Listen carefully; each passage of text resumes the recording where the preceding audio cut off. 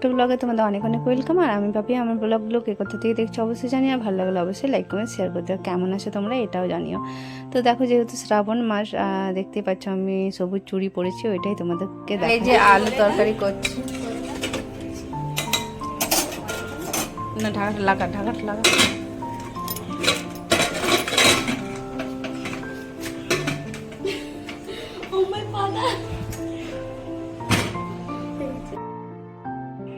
আর এক হাতে ফোন ধরে কাজ করতে মানে খুবই প্রবলেম হয়, কি বলবো তোমাদের। তো এরা যখন মানে বাড়িতে থাকে, স্কুল না থাকলে আমার কাছে চলে আসে, ঢুকে যায় দুজন মিলে আর আমাকে জ্বালাবে, আর এদের নাটক চলতেই থাকে, কি বলবো। আর এদিকে যেহেতু নিরামিষ হচ্ছে আজকে, যেহেতু শনিবার আমরা নিরামিষ খাই, আর তোমরা দেখছো শনিবার ব্লগ, তো আলু পোস্ত হবে, টমেটো আলু পোস্ত। আর এদিকে কলাই ডাল সিটি হচ্ছে এটা। তো আলু পোস্ত আমি করে নেব, আমি সবটা করেছি, কারণ শাশুড়ি মা একটু পুজোতে ব্যস্ত ছিল আজকে। আর এদিকে দেখছো ভাতও চাপিয়ে দিয়েছি। তো চলো এগুলো করে নিই। আর যেহেতু ঘরে কাজ হচ্ছে, মানে মানে ঘরের অবস্থা এত খারাপ, কি বলবো তোমাদের। দেখতেই পাচ্ছ চারিদিকে বালি সিমেন্ট এগুলোই আছে, জানি না কতদিন এগুলো চলবে। তারপরে দেখো শাক কেটে রেখে নিয়েছিলাম, ধোয়া হয়ে গেছিলো, তো চাপিয়ে দিলাম এটাকে। তার মধ্যে মিস্ত্রি আমাকে ডাক দিচ্ছিলো যে একটু ওপরে আসলে ভালো হয়, তো ওইটাও দেখতে গেছিলাম। তো এদিকে দেখো পোস্তটা হয়ে গেছে, আর শাকটা চাপিয়ে দিয়েছি। তো শাকটা চাপিয়ে যায়, ওরা কি বলছে দেখে আসি। এই যে ট্যাঙ্কি চলে এসছে, আজকে ট্যাঙ্কি লাগানো হবে। পাইপ মিস্ত্রি, এখন পাইপের কাজ চলছে বাড়িতে, পাইপ টাইলস এগুলো সব কাজ চলছে। আর এটা 1000 লিটারের মনে হয়, হ্যাঁ এটা 1000 লিটারের। আর এদিকে টাইলস কিছু রাখা আছে দেখো।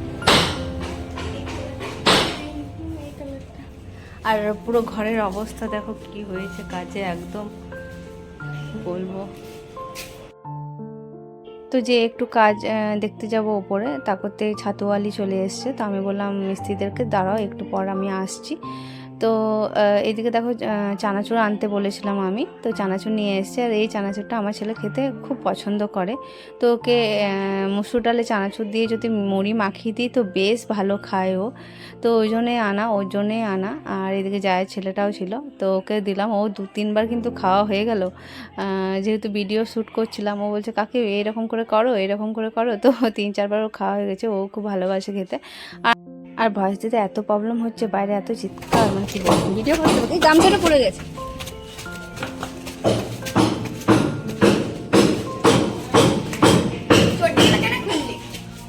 বাপরে, তারা পা দিবি না কিন্তু।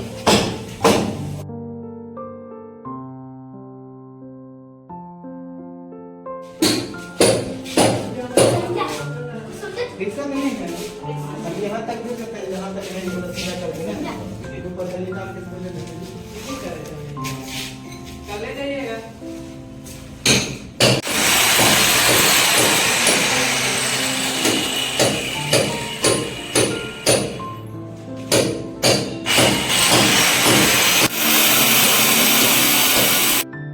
আর এদিকে বেসিংটা কোথায় বসবে ওইটাই ওরা বলছিল যে কোন সাইডে বসবে, যেহেতু দুটো বেসিং বসছে, তো বলে দিয়ে এলাম। আর এদিকে দেখো এরা দেখার চেষ্টা করছে কি রকম এসেছে এইগুলো। তো এটা মানে ওদের মানে দেখতে গেছিলাম যেহেতু কাজগুলো। এদিকে দেখো আমার শাকটার অবস্থা মানে লেগে গেছে আর কি, ভাগ্যিস। তো একটু জল দিয়ে আবার ঠিক করে নিয়েছি।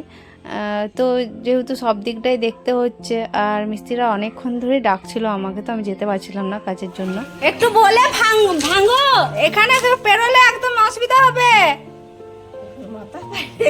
বুঝতে পারলে? ওরা শুনতেই পাইনি, এক্ষুনি কাকিমার মাথায় যেত। দেখে দেখে যাবে তাও। তো পাশের বাড়িতে কাকিমা আসছে আমাদের বাড়ি, তো এত জোরে ইটটা পড়লো উপর থেকে, যেহেতু ওরা ভাঙাভুঙি করছে, কলেরও কাজ চলছে, পাইপ মিস্ত্রি। তো এমন মানে পড়েছে যে একটু জন্য মাথাটা বেঁচে গেছে, বিপদের হাত থেকে অনেক বড়, কি বলবো, ভগবান রক্ষা করেছে আর কি। তাও বললাম ওদেরকে সাবধানে একটু কাজ করতে। আর এদিকে দেখো আমি এগুলো ভাজা করে নিয়েছি, যেহেতু নিরামিষ তো একটু ভাজাভুজি করতে হয়। তো এদিকে ছেলে খুব বায়না করছিল যে আমাকে আমুল কুলটা দাও, আমি বললাম না এখন দেবো না, একটু পরে খাবি, যেহেতু ভাত খাওয়ার টাইম হয়ে গেছে। আর দেখছো কায়দা, ওর পাপা বলেছে যে মা যখনই ভিডিও করবে তখন তুই এইসব করবি, তো তার জন্য ওই দেখো কেমন করছে। তো চলো আজকের ভিডিও এখানে দেখা হচ্ছে নেক্সট ভিডিওতে, ততক্ষণের জন্য টাটা।